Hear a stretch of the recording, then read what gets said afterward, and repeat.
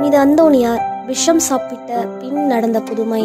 புனித அந்தோணியார் செய்கின்ற அற்புதங்களை பார்த்த ரெமினி நாட்டு பதிதர்கள் அந்தோணியாரை எப்படியாவது ஒழித்துவிட வேண்டும் என்று முடிவு செய்தனர்.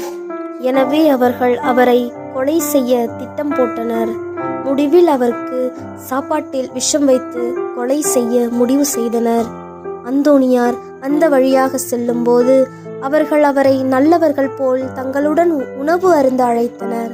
ஆனால் ஆண்டவர் அவருக்கு சாப்பாட்டில் விஷம் கலந்திருப்பதை அவருக்கு தெரியப்படுத்தினார். அந்தோணியாரும் ஒன்றும் தெரியாதது போல அவர்களுடன் உணவு அருந்த சென்றார். ஆனால் உணவு அருந்தும் முன் அவர்களிடம் உணவில் விஷம் இருப்பதை அவரிடம் சொன்னார்.